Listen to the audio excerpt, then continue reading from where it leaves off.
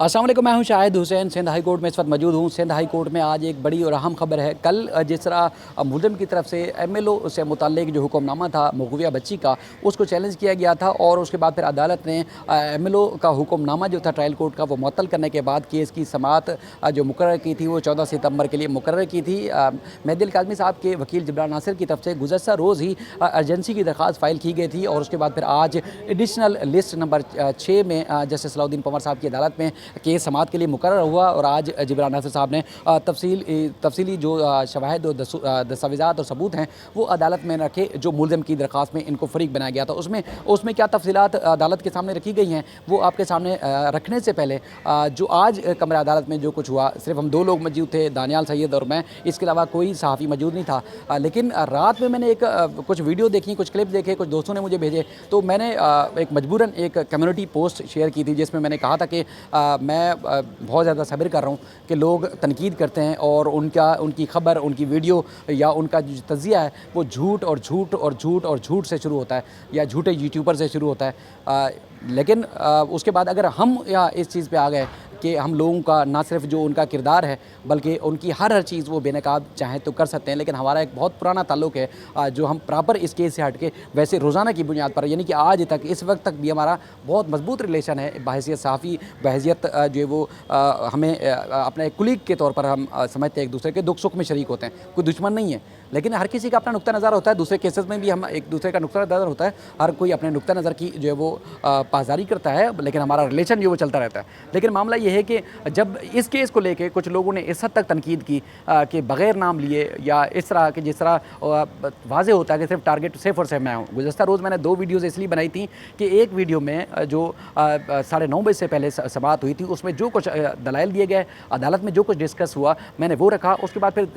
10 बजे से शायद चंद लम्हे पहले जब एमएलओ शुरू होने वाला था, उसके बाद जब दूसरी दफ़ा समाअत हुई तो वो जो पहले डिस्कस चीज़ें हुई थी वो दूसरी बार जब समाअत हुई तो उस वक्त डिस्कस चीज़ें नहीं हुई, लेकिन शाम में या दोपहर के बाद ये तासुर दिया गया कि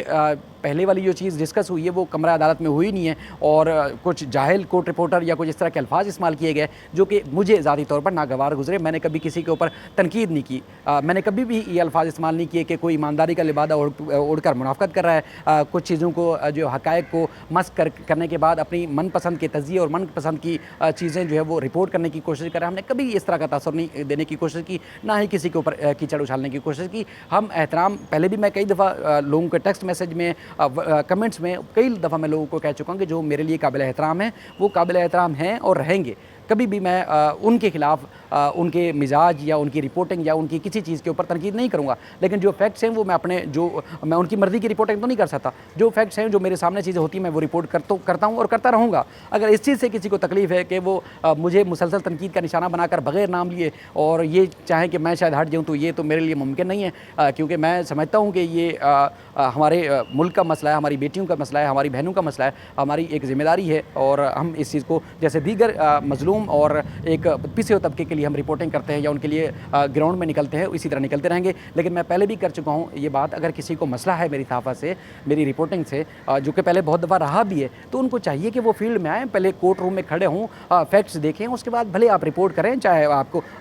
कुछ हक़ाइक़ कुछ रख लें, छुपा लें, दबा लें और कुछ हक़ाइक़ को आप चला लें। लेकिन आप जब फील्ड में होंगे नहीं, कोर्ट में होंगे नहीं, तो फिर आप अपनी मर्ज़ी से ही रिपोर्टिंग करेंगे, तो फिर देखिए जी हमें चीज़ों का सामना करना पड़ता है। हमने पहले भी कई दफ़ा कहा, मतलब मैं शायद ये पहले भी एक वीडियो में मैंने तज़किरा किया है, मैं आज भी आपको बता रहा हूँ कि मुलज़िम के जो वकील है उन्होंने भी बाकायदा तौर पर वो जब भी मुलाकात होती है वो तारीफ़ करते हैं कि सही रिपोर्टिंग करता हूँ, मतलब उनको कोई नहीं शिकवा। तो पता नहीं उनके जो सपोर्टर हैं इस किस्म के, जो बैठ के सिर्फ़ और सिर्फ उनका काम ये है कि वो तनकीद और तनकीद भी इंतहाई घटिया किस्म की करते हैं, जो कि नामुनासिब है। मुझे तो सीनियर सहाफ़ी जो दीगर दोस्त हैं वो तो रोकते भी हैं और मेरा ख़ुद भी मिजाज नहीं है कि मैं किसी को इस हद तक घिरी हुई किसी के ऊपर तनकीद करूँ। मैं सब्र कर रहा हूँ और इंशाल्लाह सब्र का दामन जो है नहीं छोड़ूंगा, लेकिन जब बेइंतहा मजबूर किया गया तो फिर मैं एक एक चीज़ सबूत के साथ वाज़े करके लोगों को मैं भी फिर इसी तरह नाम लिया करूँगा जिस तरह लोग करते हैं। यानी कि वो कहते हैं कि समझने वाले समझ जाएंगे, अगर मैं नाम नहीं लूँगा तो समझने वाले समझ जाया करेंगे मैं किसके बारे में बात कर रहा हूँ, तो लिहाजा अब तक मैं सब्र कर रहा हूँ। बहरहाल आज जिस तरह केस की समाअत हुई, नंबर कॉल किया गया, जिब्रान नासिर साहब रोस्टम पर गए, जो प्रोसिक्यूटर हैं इब्रार साहब वो भी रोस्टम पर गए और उन्होंने अदालत को बताया कि पहले जो केस की समाअत थी वो 14 के लिए मुकर्रर की गई थी, तो इसलिए हमें फ़ौरी चाहिए। तो जज साहब ने कोई और अल्फाज इस्तेमाल नहीं किए, कोई उन्होंने रिमार्क्स नहीं दिए, और जैसे उन्होंने फ़ाइल देखी और फाइल देखने के बाद उन्होंने फ़ौरी तौर पर कहा जी बिल्कुल ठीक है, और ऑर्डर लिखवाया और केस की समाअत 5 सितंबर को मुकर्रर कर दी, जो कि पहले मुलज़िम अली असगर और गुलाम मुस्तफ़ा की समाअत केस के लिए मुकर्रर की गई है। तो ये केस भी उसी के साथ फिक्स कर दिया गया है। इसके अलावा पूरा एक बंच अदालत के सामने रखा गया है, जो कि मुल्ज़िम की तरफ से लाहौर हाई कोर्ट,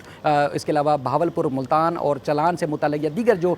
शवाहिद या इस तरह जो अदालत के सामने जो हक़ाइक़ मस करने की कोशिश की गई थी, वो सारे हक़ाइक़ अदालत के सामने तहरीरी तौर पर जमा कराए हैं जिब्रान नासिर साहब की तरफ से, क्योंकि वो मामलात ये थे कि चूँकि जो गुज़श्ता रोज़ ट्रायल कोर्ट के फैसले को चैलेंज किया गया था मुल्ज़िम की तरफ से, उसमें जो है वो इनको भी फ़रीक बनाया गया है मुद्दई मुकदमा के वकील को। तो उन्होंने सारी वो शवाहिद, वो सारे सबूत जो कि ट्रायल कोर्ट में रखे गए थे, और ट्रायल कोर्ट में इन्हीं शवाहिद और सबूतों की बुनियाद पर बच्ची का एमएलओ कराने का हुक्म दिया था। तो ये शवाहिद अदालत में वो पेश उन्होंने कर दिया, जिसमें जो मुख्तलिफ अदालतों में गलत बयानी और मुख्तलिफ जो फोरम पर जो है वो मनगढ़ंत किस्म की चीज़ें जो मुल्ज़िम की तरफ से पेश होती नहीं, उसका उन्होंने पूरा तहरीरी तौर पर जवाब जमा करा दिया कि किस मकाम पर क्या क्या उन्होंने झूठ बोला या हक़ाइक़ को छुपाया। तो जिसमें ख़ास तौर पर उन्होंने बच्ची से मुतल्लिक़ जो बच्ची ने दरख्वास्त दायर की थी कि उनके वालिद ने आके वहाँ पर लाहौर में हमला किया या उनको डराने धमकाने की कोशिश की, लाहौर हाई कोर्ट में जो उनकी दरख्वास्त मुस्तरद हुई। इसके अलावा मुकदमे का सी क्लास का तज़किरा किया गया कि मुकदमा पहले सी क्लास किया गया था, उसके बाद फिर अदालत के सामने ये नहीं कहा गया कि जो सी क्लास की रिपोर्ट थी वो मुस्तरद हुई और असर नौ तहकीकात का हुक्म दिया गया था, उसमें जो चीज़ें थी वो खुल के सामने आई, यानी कि जो बच्ची का उम्र का तयन हुआ और उसके बाद फिर जब असर तहकीकात हुई तो वो चीज़ें साबित हुई कि मुल्ज़मान की कराची में मौजूदगी साबित होती है और मुल्ज़मान यहाँ से बच्ची को ले जाने के लिए आए थे और यहाँ से लेकर गए हैं। और इसके अलावा दीगर जो शवाहिद थे वो भी अदालत के सामने रखे गए हैं, जो कि ट्रायल कोर्ट में भी पहले पेश किए गए थे। तो उन्होंने भी अदालत से ये इस्तदा की कि मुल्ज़िम की तरफ से जो दरख्वास्त दी गई है, एमएलओ को चैलेंज किया गया है, वो दरख्वास्त मुस्तरद की जाए और फौरी तौर पर एमएलओ की इजाज़त दी जाए। चूँकि अब ट्रायल कोर्ट ने जो अदालत ने आइंदा समाअत यानी कि अगली समाअत जो फिक्स की थी 14 सितंबर को दलाइल के लिए, दलाइल सुनने के बाद ही अदालत ने फैसला देना था, क्योंकि अदालत ने गुज़श्ता रोज़ जो हुक्मनामा मुअत्तल किया है वो आर्जी मुअत्तल किया था, यानी कि फैसले को कलअदम करार नहीं दिया गया था, फैसला मुअत्तल किया था, सस्पेंड किया गया था कुछ दिन के लिए। जैसे अगली समाअत होगी, अदालत फ़रीक़ैन के दलाइल सुनेगी और अदालत जिनकी दलाइल से मुतमईन होगी उसके हक़ में फ़ैसला देगी। तो अब 14 के बजाय अब ये 5 सितंबर को दरख्वास्त की समाअत होगी, चूँकि जिब्रान नासिर साहब कहते हैं कि चूँकि पहले भी ताख़ीर हो चुकी है, अभी भी ताख़ीर हो रही है, तो जितनी जल्दी हो सके बच्ची का एमएलओ कराया जाए। और ख़ासतौर पर ये रिक्वायरमेंट है, ख़ासतौर पर ये जो कानून बनाए गए हैं उनकी ये रिक्वायरमेंट है कि बच्ची का एमएलओ या जो भी बच्ची मुतासरा होगी उसका एमएलओ जो है ज़रूरी है, और एमएलओ की बुनियाद पर केस मज़ीद जो है मजबूत होगा। तो इसलिए अदालत ने उनकी बात सुनते ही फ़ौरी तौर पर कहा कि बिल्कुल ठीक, आप ठीक कह रहे हैं, और इसके अलावा कोई और रिमार्क्स नहीं दिया और फ़ौरी तौर पर अदालत ने आइंदा केस जो है समाअत के लिए मुकर्रर कर दिया। बाकी मज़ीद जो भी तफसीलात होगी, मज़ीद जो फैक्ट्स होंगे आपके सामने रखेंगे। अपना ख्याल रखिएगा। अल्लाह हाफ़िज़।